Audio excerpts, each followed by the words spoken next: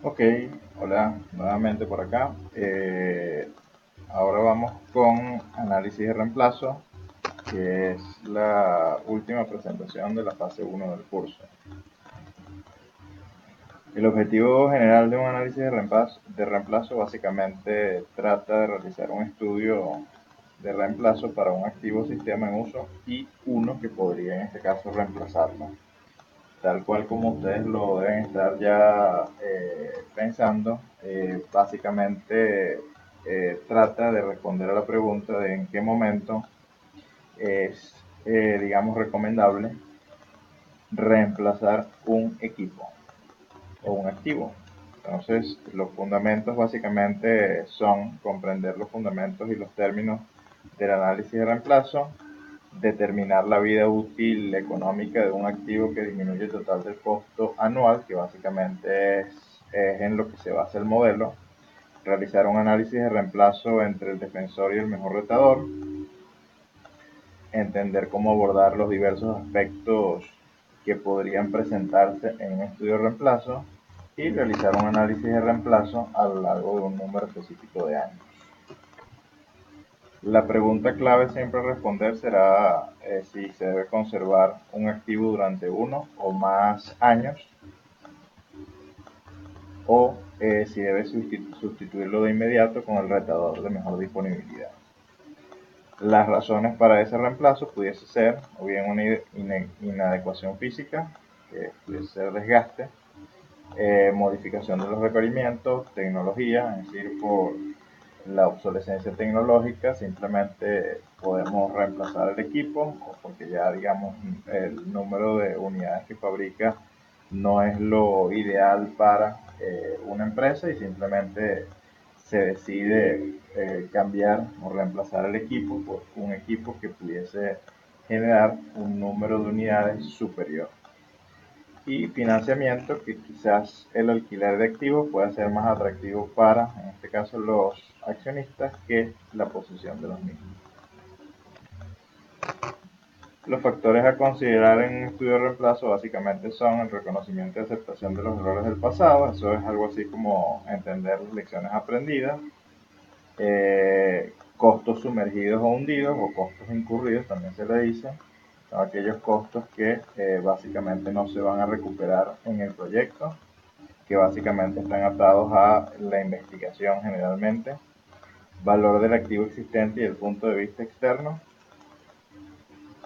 vida económica del activo que se propone para el reemplazo, es decir, el retador, vida económica restante del activo antiguo, que sería en este caso el defensor. Consideraciones de impuestos sobre la renta también es importante tenerlo como un factor a considerar para un estudio de reemplazo.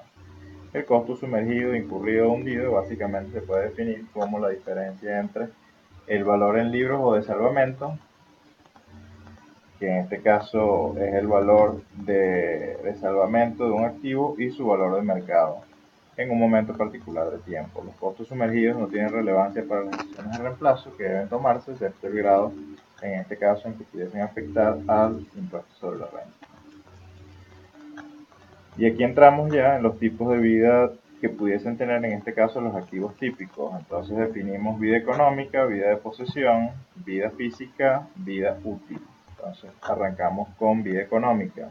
Es el lapso de tiempo, generalmente en años, que da origen al costo anual uniforme equivalente, que es el KUE mínimo de la posesión y la operación del activo. Si la administración del activo es buena, entonces la vida económica debería coincidir con el periodo que va desde la fecha de su adquisición a aquella en que se abandona, deja de usarse o reemplaza en el servicio principal que tenía. La vida de la posesión es el periodo entre la fecha de adquisición y la fecha en que un propietario específico la da de baja. Ejemplo, un carro que deja de ser transporte escolar por una persona y otro lo utiliza después para viajes y mudanzas. Es decir, mientras una persona tiene la posesión, en este caso del activo, básicamente a eso se refiere la vida de posesión. Una vez que ese activo cambia de dueño, bueno, simplemente pasa ahora de una mano a otra mano y ahí arranca otra vida de posesión. Vida física, tiempo que pasa entre la adquisición original y la baja final de un activo a lo largo de la sucesión, en este caso del propietario. En el ejemplo anterior, el carro pudo haber tenido varios dueños, mientras en este caso existió. Y finalmente, la vida útil, que es el lapso de tiempo, generalmente en años, que un activo se mantiene en servicio productivo, bien sea principal o como backup, es decir, respaldo. Es una estimación del tiempo que se espera que un activo se use en un comercio o negocio para generar ingresos. Es decir, siempre que ese activo genere algún tipo de beneficio, entonces para ese activo existirá una vida útil. No importa cómo se determine la vida económica restante de un defensor, la decisión de conservarlo no significa que este deba hacerse solo para ese periodo. Por el contrario, el defensor debería mantenerse más tiempo que la vida económica aparente mientras su costo marginal, que es el costo total para un año adicional de servicio, sea menor que el KUE mínimo del mejor retador. Eso es lo que dice básicamente la hipótesis del modelo. Entonces, entrando ya propiamente en lo que es el modelo, aquí vamos a ver las diferencias entre lo que es el defensor versus el retador. Entonces, lo primero que hay que considerar en un análisis de ese tipo básicamente es el valor de mercado del defensor, si existen costos hundidos o incurridos, ver si existe algún tipo de ley impositiva, periodo de estudio y cuál es la tecnología, digamos, que prevalece en las dos propuestas. Luego, desde el punto de vista del enfoque del flujo de caja o flujo efectivo, tenemos en este caso que el valor de mercado del defensor será igual al flujo positivo, en este caso, que pudiese tener el retador. Desde el punto de vista del enfoque convencional, el valor de mercado del defensor será igual al costo inicial, en este caso del defensor. Vida económica óptima básicamente nos lleva a lo que es el modelo o el concepto del KUE. Básicamente el KUE está considerando la inversión inicial, que es lo que se resalta en notación como el IO, el SN, que no es más que el valor de mercado en un año específico, que en este caso es el último año de evaluación, que es en el año N, valor presente en este caso de los costos de operación acumulados, que básicamente en un periodo N, en este caso, que básicamente es el valor presente de esos costos operativos anuales acumulados en el año N. Entonces así, nosotros pudiésemos de una vez definir que el KUE mínimo, es decir, el costo anual equivalente uniforme en un periodo determinado, N, no es más que tomar el desembolso del activo, restarle en este caso el valor de mercado para un año N multiplicado por 1 más la tasa elevado a la menos N, o dicho de otra manera, el valor de mercado llevado a valor presente a una tasa determinada por un tiempo específico, más el valor presente de los costos operativos anuales acumulados durante N periodos. Todo eso multiplicado por, en este caso, el factor. Dado que se conoce la tasa de interés, se conoce el tiempo y se conoce en este caso el valor presente, entonces se pide hallar la anualidad. Eso es lo que quiere decir, digamos, lo que está entre corchetes. Dado que es conocido el valor presente, a mí me interesa hallar en este caso la anualidad, es decir, la A, dado que conozco la tasa y dado que conozco el tiempo. Eso nos lleva entonces a considerar cuál es el costo anual equivalente uniforme en un periodo determinado mínimo, que eso se va a convertir a su vez en el costo, digamos, mínimo de la vida útil de, en este caso, un activo, donde la vida económica óptima será, en este caso, el periodo N.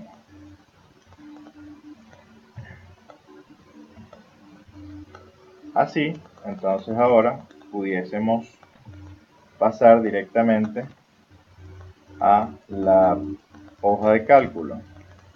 En la hoja de cálculo tenemos un ejercicio donde se nos presenta una máquina que es el retador, que es el que se coloca en la primera parte de la hoja, que tiene una vida útil de 6 años, un costo inicial en este caso de $10,000. Se conoce que la tasa mínima aceptable rendimiento es el 12%.